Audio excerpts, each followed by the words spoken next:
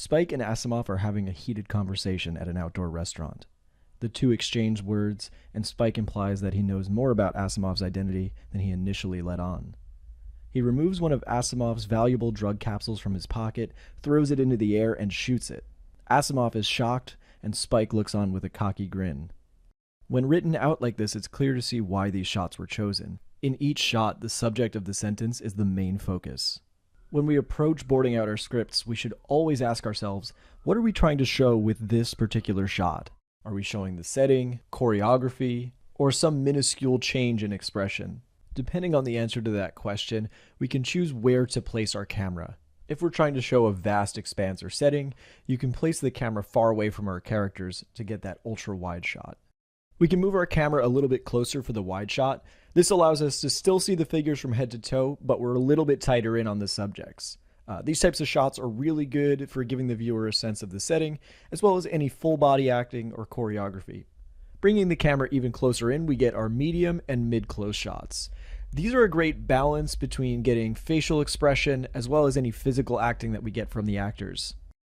When our subject fills most of the screen, we have our close-up.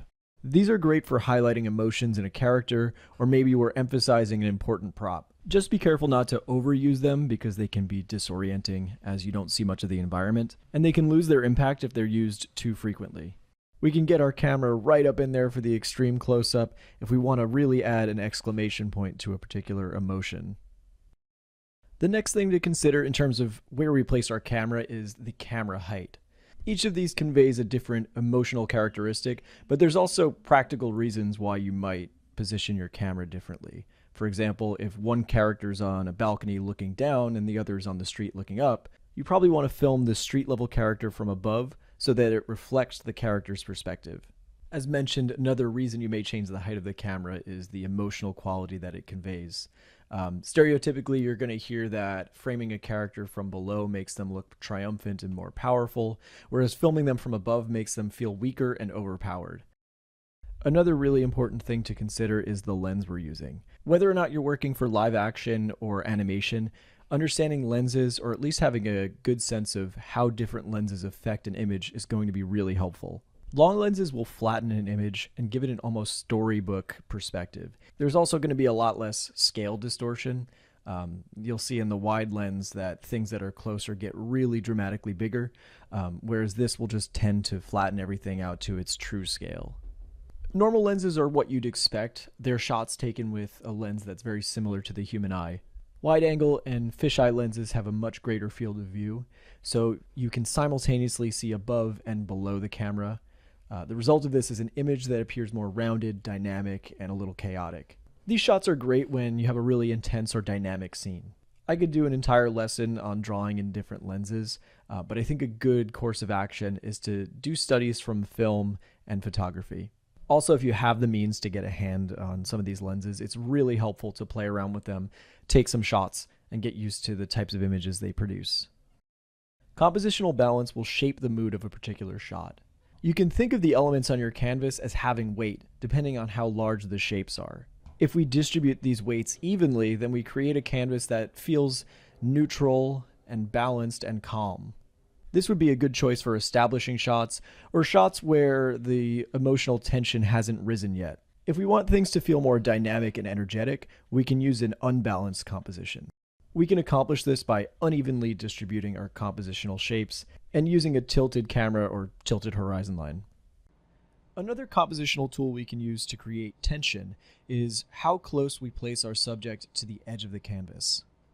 The closer we place our subject to the so-called dead zones, or even have them cut off by the frame entirely, the more tension we can create in the shot. You'll see this in a lot of horror compositions. By cutting off the subject or not having everything displayed on screen, we end up creating a subconscious feeling of unease. Before we move on, I just want to mention that I have a storyboarding class over on Gumroad, as well as several other courses on figure drawing, animation, perspective, and some other topics. These classes are a lot more in depth than I can go here in these videos, and they have homework assignments associated with them, and you can even watch the feedback sessions that I had with other students. So if that sounds interesting to you, you can pick up those classes at the link down in the description, and you can get 20% off when you use the offer code YouTube. Let's do a scene breakdown from Cowboy Bebop that I feel like puts all of these practices into action. We start off with a balanced wide shot of the environment showing where the scene is taking place. You can see that the major compositional shapes are fairly evenly distributed on either side of the composition. And it's a good idea to use a balanced composition here because nothing has happened dramatically yet.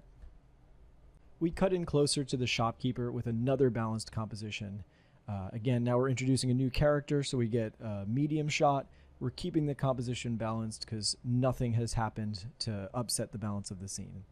Faye is introduced with a close-up shot of her feet.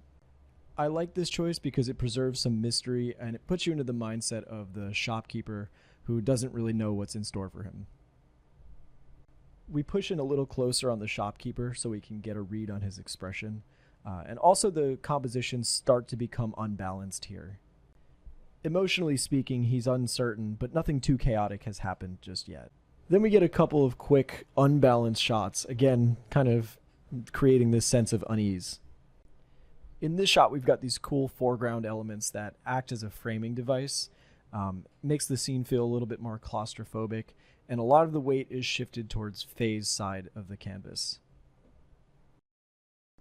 We push in close to get the expression and dialogue, which I think is a great choice. And after a brief exchange, we seem to come to a bit of a standstill, and we return to a balanced composition. However, this moment of reprieve is short-lived because we get another disturbance. We cut to a quick close-up shot of Faye so that we can see that there's a change in emotion and expression. And then we cut to outside to see what it is that she's responding to.